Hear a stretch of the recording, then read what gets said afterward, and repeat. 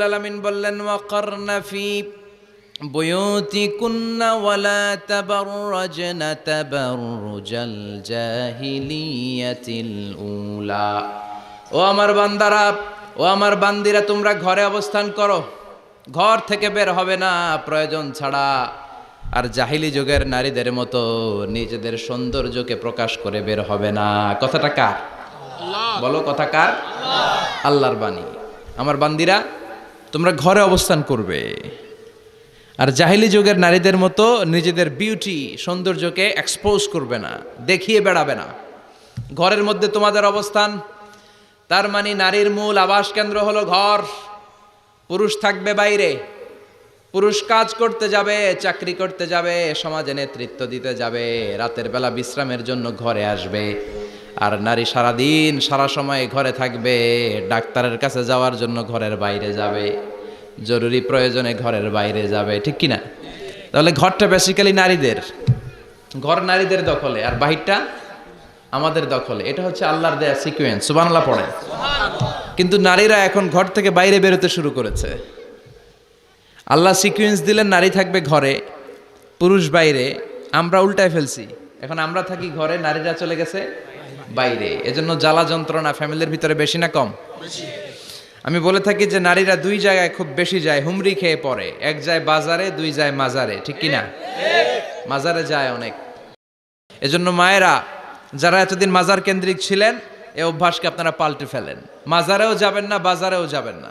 জরুরি প্রয়োজনে হিজাব মেনটেন করে বাজারে যাওয়া যেতে পারে, কিন্তু এই কাজটা মূলত পুরুষদের। কাদের? কথা বলেন। এজন্য আল্লাহ বললেন ওয়াকারনা ফি বুয়ুতিকুন, নারী তোমরা ঘরে থাকো। কিন্তু ঘরে না থেকে এখন বাজার কেন্দ্রিক, মাজার কেন্দ্রিক, ঘরে থাকতে চায় না। ঘরেই যে আল্লাহ কত দায়িত্ব দিয়েছে নারীদের। এক একটা ঘর এক একটা ফ্যামিলি, এক একটা ফ্যামিলি এক একটা ইনস্টিটিউশন, প্রতিষ্ঠান। আর এই প্রতিষ্ঠানের এমডি, ম্যানেজিং ডাইরেক্টর হচ্ছে এক একটা মহিলা। চিল্লা এখন, ঠিক কিনা? রব্বুল আলামিন নারীদেরকে ঘরের এমডি বানালেন, বাড়ির এমডি, ম্যানেজিং ডাইরেক্টর। অনেক কিছু ম্যানেজ করতে হয়। ফুড ম্যানেজমেন্ট জানা লাগে, কুকিং ম্যানেজমেন্ট জানা লাগে, রেয়ারিং আপ দ্য চিলড্রেন জানা লাগে, ডিপ্লোমাসিও জানা লাগে। কেমন করে রান্না করবে এটা জানতে হয়, কেমন করে ঘরকে ক্লিন রাখবে জানতে হয়, কেমন করে ছেলে মেয়েকে লালন পালন করতে হবে জানতে হয়, কেমন করে স্বামীর মন জুগিয়ে শাশুড়ির মন জুগিয়ে চলতে হয় সেটাও জানতে হয়। এটার বলে ডিপ্লোমাসি। কূটনৈতিক জ্ঞান না থাকলে আরেক বাড়ির মাইয়া নতুন এক বাড়িতে যাইয়া সবার সাথে মিলেমিশে চলতে পারে? কথা কন। তো আপনার ডিপ্লোমেসি জানা লাগে, আপনার food management, cooking management, washing management, rearing up the children, চিলড্রেনদেরকে কিভাবে বড় করতে হয় এটা জানতে হয়। তো এত দায়িত্ব ধুইয়া, আপনার ম্যানেজিং ডাইরেক্টরের দায়িত্ব ধুইয়া আপনি বাইরে যান কেন? কথা বলেন। এজন্য আল্লাহ বললেন ওয়াকারনা ফি বুয়ুতিকুন্না, ঘরে থাকবা। ঘরে থাকলে ওই ঘরটারে বরকতময় করে দেয় কে? আল্লাহ। দেখবেন যেই ঘরে নারী থাকতে পারে না, ওই ঘরটা উস্কো খুস্কো, রুক্ষ, ভালোবাসার ছোঁয়া নাই। ওই ঘরের মধ্যে মাধুর্যতা নাই, প্রেম নাই, মমতা নাই, সব কেমন যেন অগোছালো। কারণ নারীর হাত পেলে একটা ঘর যেরকম সুন্দর হয়, নারীর হাত না লাগলে ঘরটাকে ওই রকম সুন্দর করে সাজানো যায়। মাঝে মাঝে আমরাও ঘর গুছাই, মাঝে মাঝে আমরাও ঘরকে পরিচ্ছন্ন করতে চাই, কিন্তু মেয়েরা যেমন করে সাজায় আমরা তেমন করে পারি নাকি? কথা কয় না? কথা বলেন। পারি। আমরাও মাঝে মাঝে রান্না করি, মহিলা রান্না করলে যেই স্বাদ হয় আমাদেরটা ওইটা হয়। কথা বলেন। এজন্য আল্লাহ বললেন ওয়াকারনা ফি বুয়ুতিকুন্না, ঘরে থাকবা। পুরুষরা থাকবে বাইরে, তোমরা প্রয়োজনে বাইরে যাবা। আর পুরুষরা রাত্রি বেলায় বিশ্রামের প্রয়োজনে ঘরে আসবে। কার কথা? কার কথা? আবার আল্লাহ নারীদেরকে বললেন চোখ নামাও, আমাদেরকেও বললেন চোখ নামাও, তাদেরকেও বললেন চোখ নামাও। ওয়াকুল্লিল মুমিনাতি ইয়াগদুদনা মিন আবসারিহিন, ও নবী নারীদেরকে বলেন তারাও যেন পরপুরুষ দেখলে চোখ নামিয়ে রাখে। ওয়া ইয়াহফাজনা ফুরুজাহুন্না, তারা যেন তাদের প্রাইভেটসকে হেফাজত করে। ওয়ালা ইউবদিনা জিনাতাহুন্না ইল্লা মা যাহারা মিনহা, দেহের সৌন্দর্য যেন বের না করে দেয়। ওয়ালিয়াদরিবনা বিখুমুরিহিন্না আলা জুয়ুবিহিন্না, আর তাদের বুকের উপরে যেন একটা চাদর নামিয়ে দেয়। সুবহানাল্লাহ। ওড়নাটা যেন, উন্নত বক্ষটা তারা ঢেকে রাখে। এখন বুকের উপরে ওড়না থাকে না, ওড়না থাকে গলায়, ঠিক কিনা? অবশ্য এইখানে যে বোনেরা আসছে এদের এই সমস্যা নাই, এরা সবাই বোরকা পরে আসছে। এদের আত্মীয় স্বজনের মধ্যে ঝামেলা থাকতে পারে, তো আপনারা যে পৌঁছে দিবেন। ওড়না থাকবে কোথায়? নারীদের বুকের উপরে ওড়না থাকবে, চাদর থাকবে। গলার মধ্যে ওড়না রাখার জন্য বলা হয় নাই। ওয়ালিয়াদরিবনা বিখুমুরিহিন্না আলা জুয়ুবিহিন্না, বুকের উপরে রাখো, নিজেকে ঢেকে রাখো, হেজাব করো। হেজাব করলে নারীর মর্যাদা বাড়িয়ে দেয় কে? সম্মানিত বোনেরা, নারী স্বাধীনতার কথা যারা বলে টেলিভিশনে, এগুলো শুনে আপনারা ভড়কে যাবেন না, এগুলো শুনে আপনারা পাগল হবেন না। মনে রাখবেন, হেজাব আপনার অধিকার, হেজাব নারীর অধিকার, এটা নারীর সৌন্দর্যের প্রতীক। হেজাব নারীর আভিজাত্যের প্রতীক। হেজাব নারীর সৌন্দর্যের প্রতীক, আভিজাত্যের প্রতীক, তার রূপের প্রতীক। এটা তার অধিকার। চিৎকার করে বলেন ঠিক কিনা? কেমন করে হেজাব দেহ থেকে সরাতে হয়, কেমন করে দেহ থেকে কাপড় নামানো যায়, এটা হইল শয়তানের মিশন। এটা কি? শয়তান যখন নিষিদ্ধ ফল সাইয়েদনা আদম আর হাওয়া আলাইহিস সালামকে খাইয়ে দিল, সাথে সাথে জান্নাতের কাপড় পড়ে গেল। জান্নাতেও কাপড় খুলে দিল, দুনিয়াতেও খুলে। ঠিক কিনা? শয়তানের মিশনই এইটা। কাপড় যত কমানো যায়, কাপড় যত কমানো যায়। এজন্য খবরদার, আপনারা অনেক সম্মানিতা। খেয়াল রাখবেন, পৃথিবীতে যে জিনিসের মর্যাদা যত বেশি, সম্মান যত বেশি, যেটা যত বেশি দামি, ওইটা তত বেশি প্যাকেটের ভিতরে থাকে। ঠিক কিনা? ঝিনুকের ভেতরে থাকে মতি, মতি খোলা থাকে না। স্বর্ণ অলংকার, স্বর্ণের দোকানে যখন যাবেন দেখবেন শাটারের সামনে এত বড় বড় তালা, অন্য দোকানে এত মোটা তালা নাই। আবার যেখানে গ্লাস ফিটিং করা স্বর্ণ রাখা হয়, ওইখানেও কয়েকটা লকার সিস্টেম আছে না নাই? ঘরে যখন আমরা অর্নামেন্টস রাখি, গহনা রাখি, ঘরের সবচেয়ে গোপন কক্ষের ভেতরে, গোপন আলমারির ভেতরে, গোপন সিন্ধুকের গোপন ড্রয়ারের ভেতরে কয়েকটা তালা মেরে স্বর্ণ রাখি। জোরে কোন ঠিক কিনা? 50,000 টাকার বান্ডিল নিয়ে যখন রাস্তায় বেরোয়, কেউ হাতে নিয়ে বেরোয় না, এমনি দেখায় দেখা যায় না। এই যে দেখ, 50,000। কখনো কাউরে 1,000 টাকার নোট ধরেন, এটা 1,000 টাকার নোট। কয় হাজার টাকার নোট? কথা কয় না? 1,000 টাকার নোট। এটা কাউরে দেখবেন যে 1,000 টাকার নোটটারে এইভাবে কইরা এদিকে অর্ধেক আর এইভাবে এইভাবে রেখে রাস্তায় হাঁটতেছে। কোনো পাগলও হাঁটবে? কোনো পাগলও হাঁটে না, কারণ দামি জিনিস। এটার হেজাব লাগবে, এটা নেকাব লাগবে, এটাকে প্যাকেট করতে হবে, এটাকে প্রিজার্ভ করতে হবে। এজন্য যে নারীরা হেজাব করে তারা কোনোদিন ইফটিজিং এর শিকার হয় না। চিল্লায় বলো ঠিক কিনা? হেজাব যারা করে তারা বিপদে পড়ে না, কারণ হেজাব পরলে এক একটা নারীকে জান্নাতের হুর পরীর মতো লাগে। ঠিক কিনা? সম্মানে মাথাটা নিচু হয়ে আসে, তাকাতে গেলেও ভয় লাগে।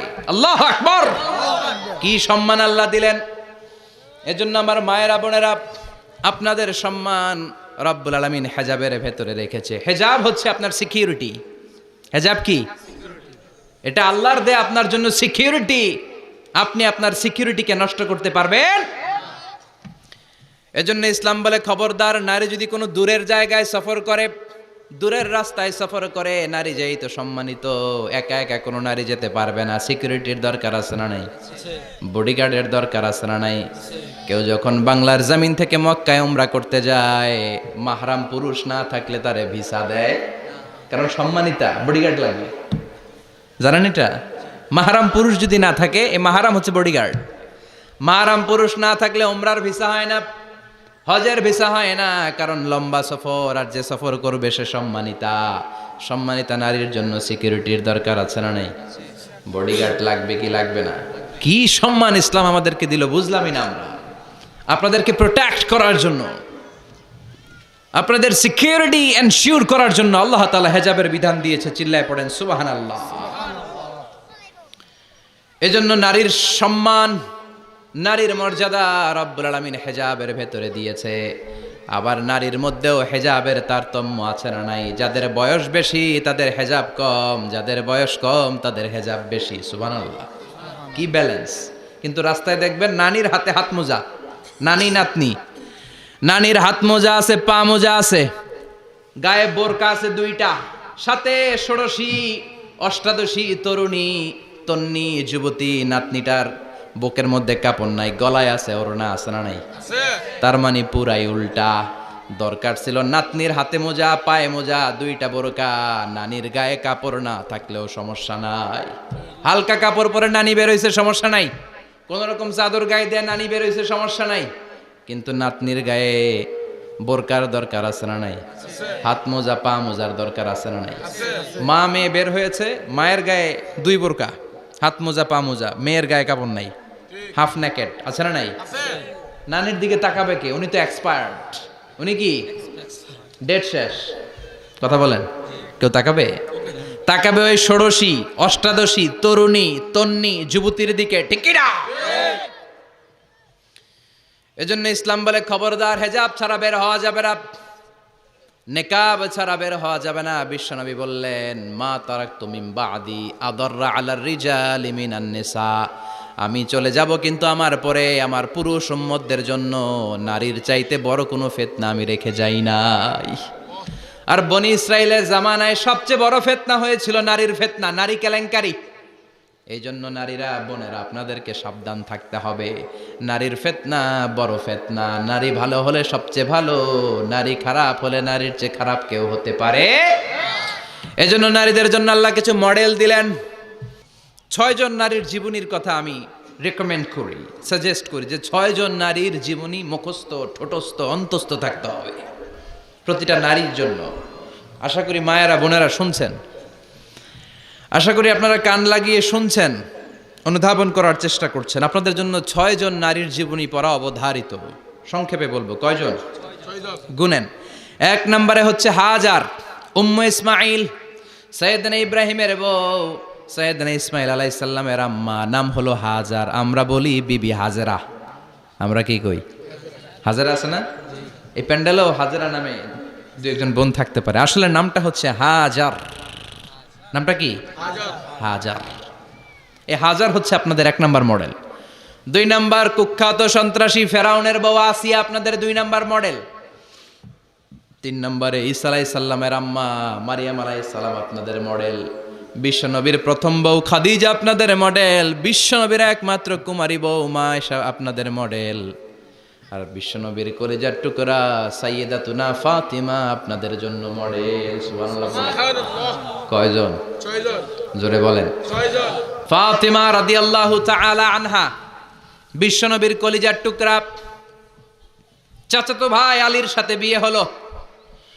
আলী যখন প্রস্তাব দিল ফাতেমার কাছে, যে বলে, ও ফাতেমা রাজি আছো কিনা? চুপচাপ, কথা কয় না। বিশ্বনবী বুঝলেন রাজি, 2 জনকে বিয়ে পড়িয়ে দিলেন।